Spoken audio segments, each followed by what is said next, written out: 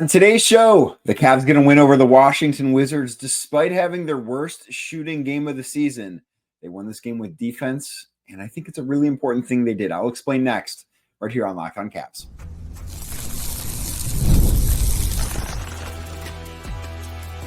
You are Locked On Cavs, your daily Cleveland Cavaliers podcast. Part of the Locked On Podcast Network, your team every day. What's up, everybody? My name is Danny Cunningham. You might know me from my time covering the Cleveland Cavaliers, places like my Substack, The Inside Shot, 92.3 The Fan, Cleveland Magazine, and a number of other stops along the way. I want to say thank you to you for making Locked On Cavs your first listen today and every day. You can find the show anywhere you get your podcasts, Apple, Spotify, anywhere else. Drop us a 5-star rating. Leave us a nice review. Be a friend. Tell a friend about Locked On Cavs. Make sure you're subscribed. Make sure a friend is subscribed as well. You can find the show on YouTube. Also, if you're watching this video right now, do me a favor, hit that thumbs up button for me. Click subscribe and hit that notification bell so you don't miss the latest Locked On Cavs content, a proud part of the Locked On Podcast Network, your team every day. Today's show, of course, is sponsored by Robinhood. Robinhood Gold provides the privileges of a high net worth for any net worth. These generous benefits are now available for only $5 a month. The new gold standard is here with Robinhood Gold. Sign up at robinhood.com/gold. The Cleveland Cavaliers beat the Washington Wizards on Friday night, 115-105. This was the worst shooting performance of the season that the Cavs have had. The previous worst was that loss in Atlanta, the second of two consecutive losses the Cavs had to the Hawks, and now they surpassed it with a worse offensive game. But the difference, they found a way to win this one. And they won this game because the Cavs played good defensively. And I think that is one of the best signs, one of the best things that you can take away, because there are going to be nights that the offense isn't there, that you're not hitting shots. And I will talk about what I liked, what I didn't like more specifically from the offense coming up a little bit later on today. But I do want to focus on the defense first. I will also talk about Darius Garland, the game he had, Isaac Okoro, the game he had. But I want to start with the defense because it's really important. I think if you're going to be a championship team, that you can win games with your defense. I don't think that you can strictly be an offensive team and be a true championship contender. The Cavs have a roster that I don't know if it's necessarily still geared toward defense. They have a lot of really good defensive pieces, one of whom, Evan Mobley, did not play on Friday night against Washington. So that I do think makes this a little bit more impressive that they were that good defensively without their best defensive player on the floor. That matters here. But a lot of the conversation that the Cavs had at practice on Thursday, at shoot-around on Friday, even Kenny Atkinson before the game on Friday against Washington, was about how they spent a good chunk of their time off. So they had 4 days off this week. They played Sunday, didn't play again until Friday night. They spent a good chunk of that time focusing on improving the defensive end of the floor. Kenny Atkinson mentioned that they really focused on improving how they were defending the pick and roll, how they were defending on switches, stuff like that. So to see them immediately come out and win a game because of how they defended, and yes, the Washington Wizards are not a very good basketball team. They're the worst team in basketball. They're one of the worst teams that I remember in recent memory in the NBA. They're really, really bad. But they're still professionals. They still get paid. And they are still capable of going out and scoring points, especially at the pace that they play at. The Cavs had a defensive rating of 102 on Friday night. This was a very strong defensive performance.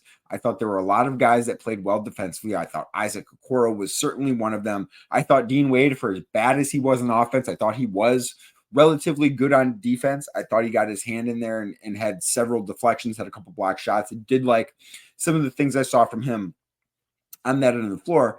I also thought it was really important that the Cavs didn't foul. Washington Wizards coach Brian Keefe went on a rant after the game about the disparity in foul shooting. The Cavs shot, I believe, 40 free throw attempts, while Washington only had 11 on the night, which was a huge difference in the game. That's a big reason why the Cavs won, is they were able to get to the free throw line on Friday night and keep the Washington Wizards away from the free throw line on Friday night. But I do think it's a good sign they won a game like this because, one, this shows growth. The Cavs can talk about being a defense-first team, but everything we've seen from them so far this year, and of course these things can change, but everything we have seen from them so far this year is that they've been an offense-first team. They've won games by how well they've played offensively. That's who they've been. They've outscored teams. They've raced up and down the floor. They have struggled at times defensively. I will go back to the numbers in November where they were the 20th ranked defense for that entire month in the NBA. And I do think that we're getting to the point, probably after Monday, I'll start running the numbers to see where they rank in December specifically, because it has been much better. They've been a much better team on the defensive end of the floor this month than they were before. And that matters. It means to me that they are trending in the right direction.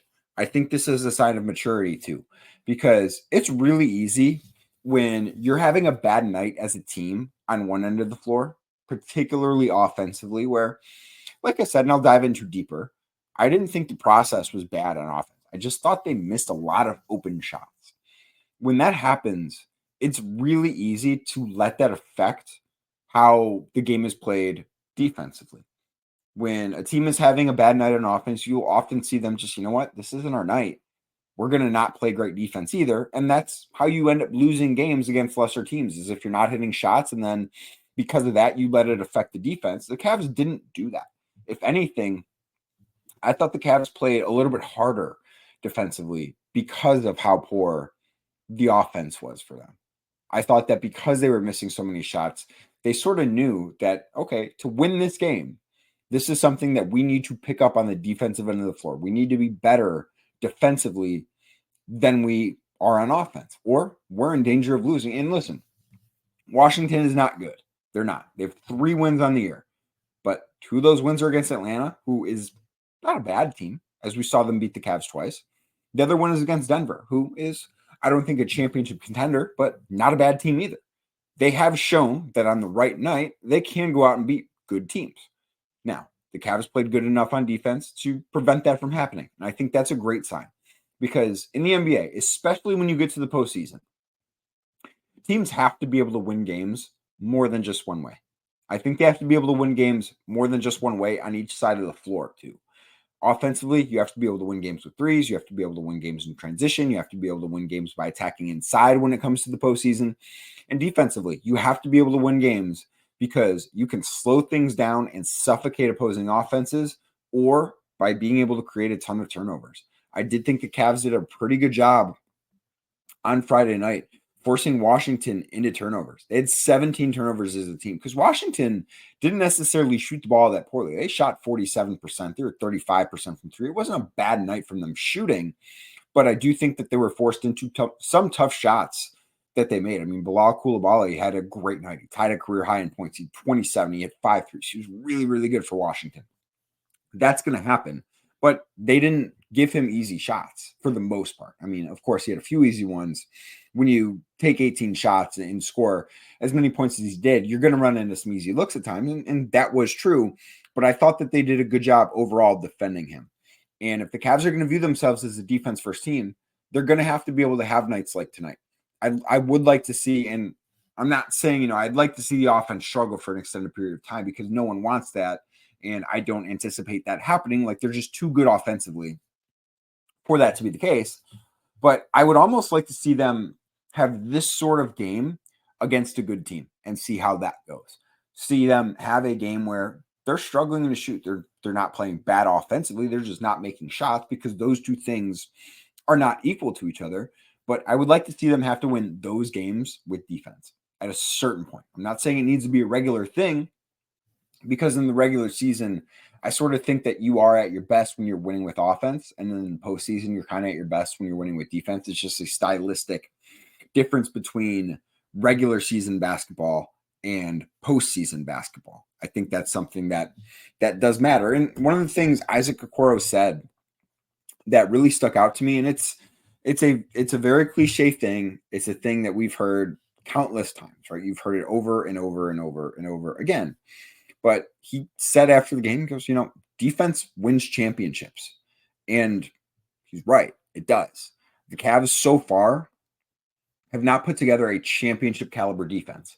But I do think that they're trending in the right direction. And I think a win, even if it's against a bad team, I think a win over a bad team, because of how good this team was defensively on Friday night, is a really good sign for them. I think it's something they needed, and I think it's something that they'll be able to continue to build on that end of the floor. They've played relatively good defense this past weekend, certainly in Miami, kind of notwithstanding, but the month of December, they've been much better. And I think that Friday night was a step in the right direction for them. Now, offensively, they shot the ball poorly, but I didn't hate the process. Thought they got a lot of good looks. They just didn't drop. We're going to talk about that next right here on Locked On Cavs. Today's show is brought to you by Robinhood. With Robinhood Gold, you don't need a silver spoon to eat up the financial favors of the 1%. Robinhood Gold allows others to get the rates and perks usually reserved for the high society. Now, the resourceful individual with Robinhood Gold can earn the very liberal rate of 4.25% APY on uninvested cash and be rewarded with a handsome 3% retirement boost on IRA account contributions. Robinhood Gold provides the privileges of a high net worth for any net worth. These generous benefits are now available for only $5 a month. $5 a month. The new gold standard is here with Robinhood Gold. Sign up at robinhood.com/gold. That's robinhood.com/gold, ROBINHOOD.com/GOLD. Terms to apply. For product specific disclosures, visit robinhood.com/gold. Investing involves risk. Rate may change. Gold membership is offered by Robinhood Gold, LLC. Thank you again for making Locked On Cavs your first listen today and every day. Like I said at the top of the show, you can find the show anywhere you get your podcast, Apple, Spotify, anywhere else. Drop us a 5-star rating. Leave a nice review. Be a friend. Tell a friend about Locked On Cavs. So offensively, the Cavs, I don't think played poorly. Like that sounds crazy in a game where they only shot 39% from the floor, where they were 30% from three. The shots didn't drop, but I didn't think the offensive process was bad. One of the things that I'm going to be fascinated by, and maybe these numbers will be available before I write tonight. My column at The Inside Shot, go check that out if you're not subscribed, but I have a story up after just about every single game. Maybe the numbers will be available by the time I start, typing away. They're not available as I record this at around midnight on Saturday morning, but I'm fascinated to see how many potential assists the Cavs had in this game. So they made 36 field goal attempts on Friday night against Washington. They were 36, I believe, of 91. Not a good night. They had 27 assists. So they only had 9 unassisted baskets. That's a really, really high percentage. That, to me, was the thing that stood out offensively. And they probably could have had, if I had to guess, they probably could have had between 45 and 55 assists in this game. Now, you're never going to convert 100% of your potential assists. That will never happen in a game. But because teams do miss shots, right? Even the best teams don't shoot 100%. But this was a game where I thought the ball movement was fantastic. But on the offensive end of the floor, the shooting touch was off. The Cavs sort of looked like a team to me that hadn't played in 4 days. And imagine that. They looked like that because they hadn't played in 4 days. I think that they looked a little rusty, especially at first. Like that first quarter on offense was a pretty ugly quarter. I don't know that it was the worst quarter the Cavs had played all season, but it's definitely on the short list. Now, they ended up being tied with Washington after the first quarter, but like I said, the Wizards are bad, and part of the reason they were tied is because the Wizards are bad. They only scored 25 points.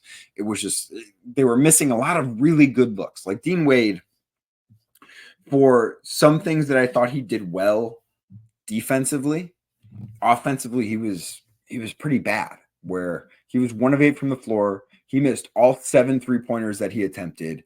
I don't know that any of the 7 3-pointers he took were anything more than lightly contested. It was an offensive night to forget for him. Sam Merrill was 3 of 10 for the floor, 3 of 9 from 3. I mean, Donovan Mitchell was 4 of 11 from 3. That's fine. Darius Garland was 3 of 10.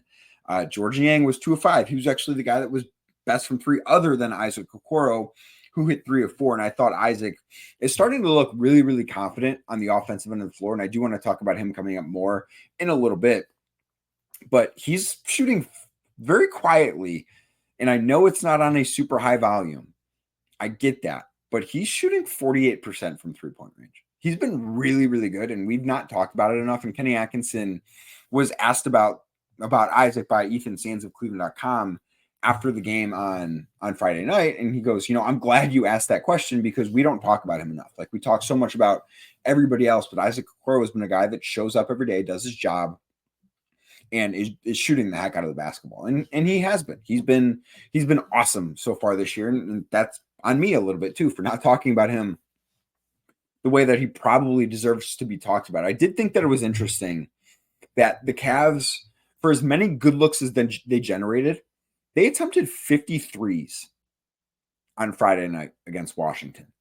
That number might be a little bit high.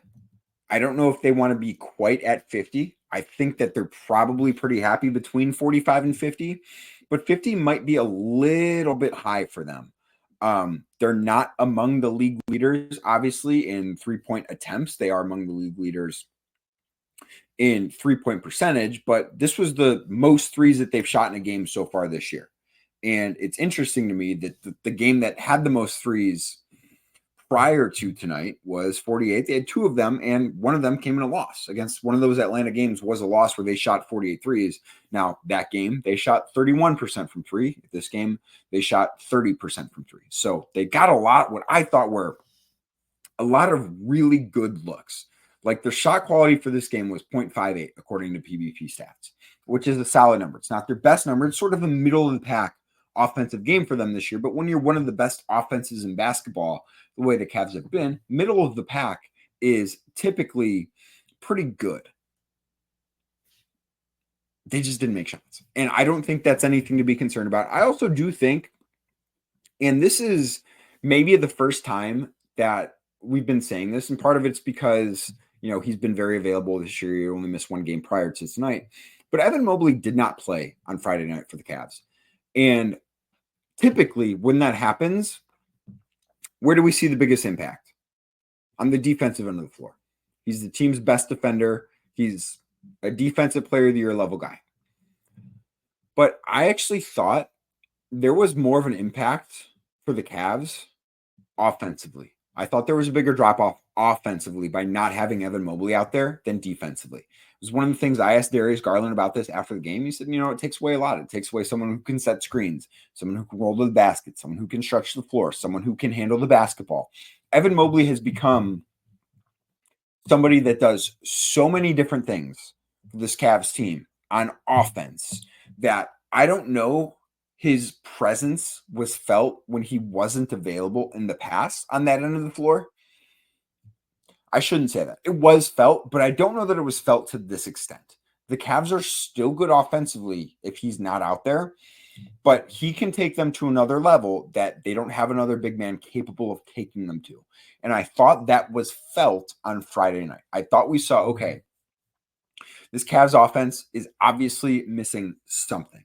And if Evan Mobley plays in this game, I don't think that they have 50 shots from outside where, they took 91 shots.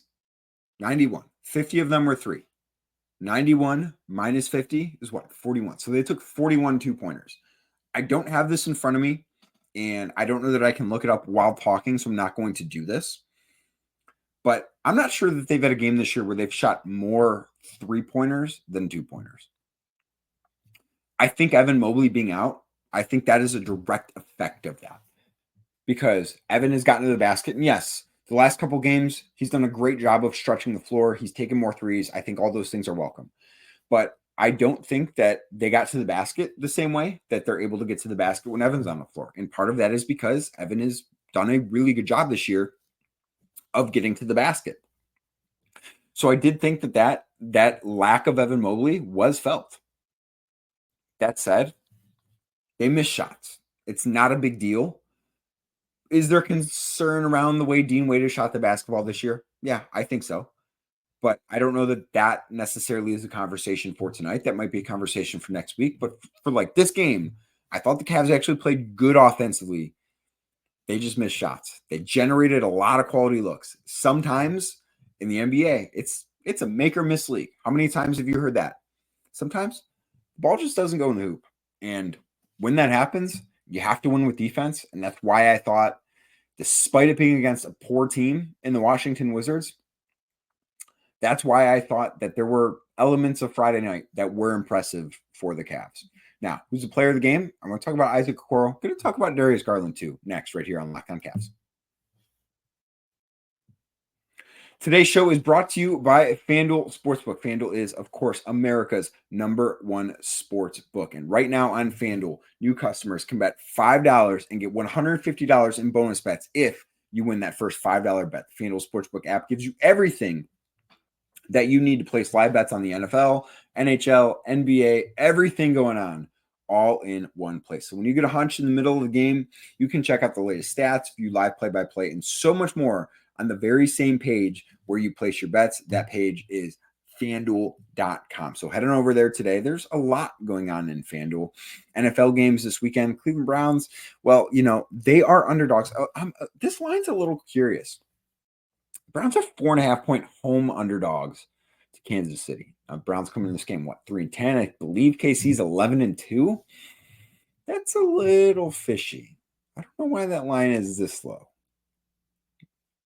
Maybe, just maybe, the Browns find a way to win this week. I'm not getting my hopes up, but that line, I think it's trying to tell us something. So if you think that line's trying to tell us something, or maybe you think there's a different line out there that's trying to tell you something, head on over to FanDuel. Visit FanDuel.com today to sign up. That's FanDuel.com today, and you'll get started with $150 in bonus bets if you win your first $5 bet. That's FanDuel.com. Never waste a hunch and make every moment more with FanDuel, an official sportsbook partner of the NFL.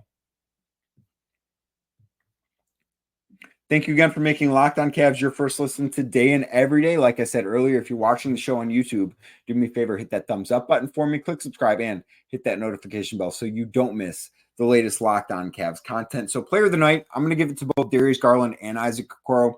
Darius finished the night with 24 points, 8 assists, 5 rebounds. I thought he played really, really well. He didn't necessarily shoot the ball well, but he did get to the basket at a decent clip. Got to the free throw line quite a bit. The Cavs took 40 free throws, and Darius Garland was certainly a beneficiary of that. And then Isaac Okoro, he had 13 points back in the starting lineup after he missed the last couple of games with a knee contusion. Hit 3 threes. The last one was certainly the dagger, the one that closed out this game that, Washington did fight hard at the end. I thought it was very curious that they were fouling while trailing by 10 with less than a minute to go. Not sure they needed to do that, but whatever. Okoro was a game high plus 16, and plus minus does not always tell the full story. And it's something that can sort of be manipulated sometimes. Like that doesn't necessarily tell the true impact of a player, but I thought that this felt pretty appropriate. Like the Cavs felt like they were a better team on Friday night when Isaac Okoro was out there, as opposed to when Isaac Okoro was on the bench. And like I mentioned last segment, Okoro was up to 48.2% from beyond the three-point arc so far this year. I still don't know that he's a high enough volume three-point shooter for it to really, really matter the way that I think the Cavs want it to. I just don't know that he takes enough of those shots. But 48% it's nothing to look past anymore. He's only taken 2.6 a game, but when he's taking them, he's making teams pay. And he's hit some shots in some pretty big moments. And I'm not going to say that last one he hit was a big moment because it's Washington, because the Cavs were up by like 7 or 8 at the point.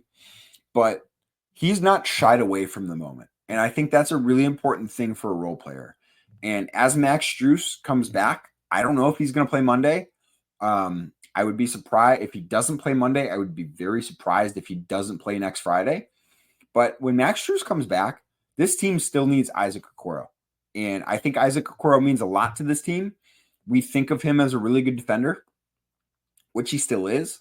But I think he's making a pretty big impact offensively in a way that we're not talking about. And if the Cavs do have to choose between Isaac Okoro and Dean Wade when Max Strus does get back, I think Isaac Okoro is a pretty easy choice to make. I do. I don't know that that's going to be a choice they have to make. I think, like I said, I think they're going to try and play 11 guys. I don't know if that's a choice they're going to have to make. But if it is, I think the choice is pretty obvious. And I think that choice is Isaac Okoro.